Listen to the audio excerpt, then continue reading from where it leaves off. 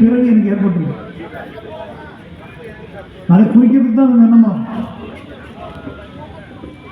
அது ஏற்படலைன்னு வைங்களேன், நம்ம 100 வருஷம் மலைக்கு போய் பிரயோஜனம் இல்லை. சிம்பிள் கணக்கு சொல்றேன். சபரிமலைக்கு மாலை போட்டிருக்கும் போது நம்ம கை பேச மாட்டோம், புலால் உண்ண மாட்டோம், பிரம்மச்சரிய விரதம் கடைபிடிப்போம், கோபப்பட மாட்டோம், தரையில் படுத்து உறவோம், டெய்லி அதிகாலையில் எழுந்திருப்போம், சரணம் சொல்லுவோம், டெய்லி சாமிக்கு பூஜை பண்ணுவோம். இப்படி நல்ல நல்ல குணங்கள் நிறைய கடைபிடிக்கிறோம். ஒவ்வொரு வருஷமும் மலையை போயிட்டு வந்து மாலையை கழிச்சதுக்கு அப்புறமா இதில் ஒரு 5% நம்ம கடைபிடிக்கிறதுக்கு முயற்சி பண்ணணும். 5% ரெகுலர் லைஃப்பில் கொண்டு வரணும். அதுக்கு அடுத்த வருஷம் 2வது வருஷம் இன்னொரு 5%. இது மாதிரி 18 வருஷங்கள் நீங்கள் கடைபிடிக்கிறீங்கன்னு வச்சுக்கோங்களேன். 18 × 5 எவ்வளோ ஆச்சு? இவங்க பேச கூட்ட கணக்கெல்லாம் கேட்குறாங்க. 90% நம்ம புதிய மனிதனாக மாறியிருக்கோம். 100% யாராலுமே மாற முடியாது.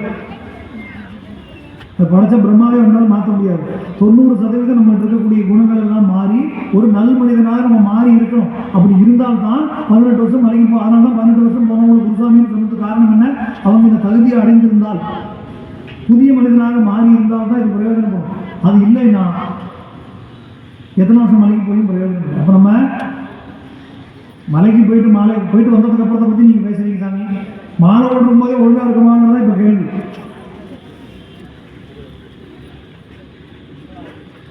நிறைய பேர் சொல்லுவாங்க பார்த்தீங்களா, மாலை போட்டிருக்கேன்னு பார்க்குறேன், விரதம் அங்கேயே முடிஞ்சிருச்சு. எப்போ இந்த வார்த்தையை சொல்லிட்டோமோ விரதம் அங்கேயே முடிஞ்சாச்சு. மனக்கட்டுப்பாடு அப்படிங்கிறது ரொம்ப முக்கியமான விஷயமாக சபரிமலை யாத்திரையில் சொல்லப்படுது. ஏன்னா ஏன் 1 மண்டல காலம் அப்படின்னு வச்சுருக்கோம்னா, எந்த ஒரு விஷயத்தையும் ஒரு 48 நாளைக்கு ஒருத்தன் பண்ணினா அப்படின்னா அது அவனுக்கு பழக்கமாகும். நம்ம எப்படா மாலைக்கு போயிட்டு வருவோம், எப்படா மாலையை கழிட்டுவோம் அப்படின்னு நாள் எங்கே உட்காந்துருந்தோம்னா இங்கேருந்து உருப்படுறது. கார்த்திகை மாதம் பிறக்கிறதுக்கு முன்னாடி பல பக்தர்கள் என்ன பண்ணுவாங்க அப்படின்னா, எப்படா மாதம் பிறக்கும், எப்படா மாலை போடுவோம்னு நாட்களில் எண்ணுவோம்.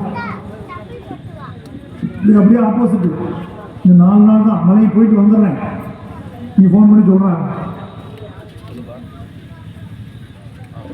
நம்முடைய சிந்தனை எந்த அளவுக்கு மாறுபடுறது. நிறைய பேர் மலைக்கு போகிறோம், வருஷம் மலைக்கு வரக்கூடிய பக்தர்கள் கூட்டம் ஜாஸ்தியாகுது. ஆனால் விரத நெறிமுறைகளை ஒழுங்காக நம்ம கடைபிடிக்கிறோமா அப்படிங்கிறது ரொம்ப கேள்வி. காத்தால வாழை போட்டு சாயந்தரம் மலைக்கு போகிறோம். இந்த நெறிமுறைகள் அத்தனையும் யாரால் கொடுக்கப்பட்டதுன்னா பகவானாலேயே கொடுக்கப்பட்டது. அதுதான் இதில் விசேஷம்.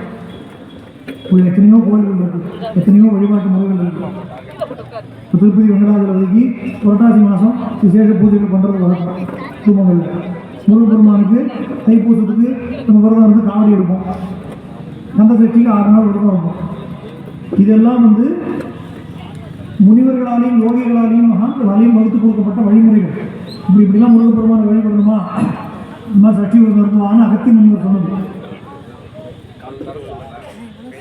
ஒரு முனிவரும் ஒரு தெய்வத்தை எப்படி வழிபடணுங்கிற வழிபாட்டு முறைகளை வகுத்து கொடுத்துருக்காங்க. ஆனால் சபரிமலைக்கு இப்படித்தான் வரணுங்கிற வழிபாட்டு முறைகளை வகுத்து கொடுத்தது ஐயப்பனே தான். அதுதான் அதில் உள்ள விசேஷம். அவர் அதான் சொல்றார், தன்னுடைய அவதார நோக்கம் என்ன அப்படிங்கிறதை தன் வளர்ப்பு தந்தையாக இருக்கக்கூடிய ராஜசேகர பாண்டியனுக்கு உணர்த்துறார். அது வரைக்கும் காட்டில் கண்டெடுத்து சாதாரண பையன் நினைச்சு வளர்த்து வந்த ராஜா திடீர்னு ஒரு நாளைக்கு பார்த்தா தன்னுடைய மனைவியுடைய பொய் தலைவலிக்காக புலிப்பால் நான் கொண்டு வரேன்னு காட்டுக்கு போயிட்டு அந்த பையன் எங்க வரப்போறான்னு நினைச்சிருக்காங்க எல்லாரும். கோடிக்கணக்கான புலிகளோட பகவான் திரும்பி வரான். ஏன்னா இது பொய் தலைவலின்னு அவருக்கு தெரியும். தேவேந்திரன் சொல்றான், மகிழ்ச்சிங்கிற அரக்கியை வதம் பண்ணிட்டா, என்னுடைய இழந்து போன வாழ்க்கையெல்லாம் மீட்டு கொடுத்தேன். எங்க கஷ்டம் வந்த போது உன்னுடைய பாதங்களில் இருந்தோம், கஷ்டத்தை நீ போக்கிட்ட, உன்னுடைய அவதார நோக்கம் முடிஞ்சுதான், இன்னும் முடியல. திருப்பி நான் போன அரண்மனைக்கு எங்க அம்மாவுக்கு தலைவலின்னு சொல்லியிருக்கா, நான் பொய்ப்பால் கொண்டு வரேன்னு சொல்லியிருக்கேன். அது பொய் தானே, அவங்க சொன்னது பொய்யா இருக்கான், நான் சொன்னது சத்தியம். அவங்க சொன்னது பொய், நான் புலிப்பாலோட வரேன் நான் சொல்லியிருக்கேன், என்னுடைய வாக்கை நான் மீற மாட்டேன். அவங்க சொன்னது பொய்யா இருக்கான், நான் போனேன். பகவான் சொன்னாலும் நான் குறிப்பாளுக்காக போகிறேன், நான் போனதுக்கப்புறம் ஐயோ இந்த புள்ளியை கொண்டு வந்துட்டீங்களா, நாங்கள் இந்த வரி புள்ளியை சொல்லலை புள்ளியை சொன்னேன்னு சொல்லிட்டு என்ன பண்ணுறோம், புள்ளியை சொல்லி கொண்டு வந்தீங்களா, புள்ளியை சொல்லலை கரும்புள்ளியை சொன்னேன்னு சொல்லிட்டு என்ன பண்ணுறோம்.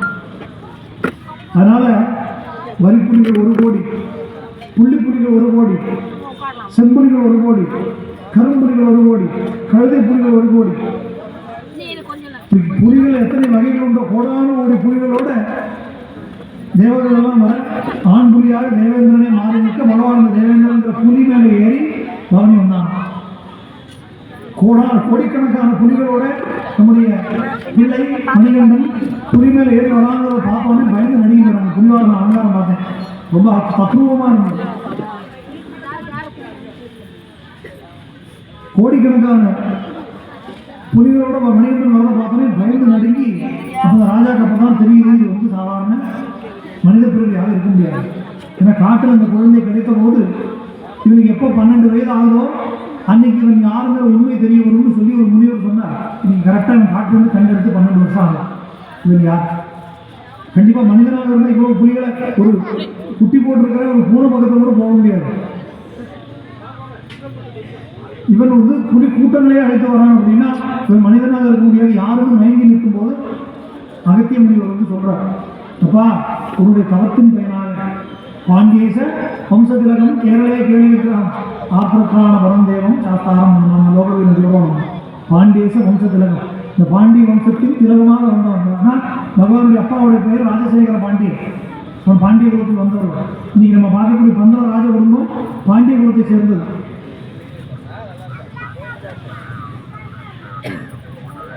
இவன் அந்த ஹரிஹரபுத்திர சுவாமியை தான் உன்னுடைய மகனாக மணிகண்டனாக ஒரு லீலைக்காக அவதாரம் பண்ணியிருக்காங்கிற உண்மை எடுத்து சொல்வார்.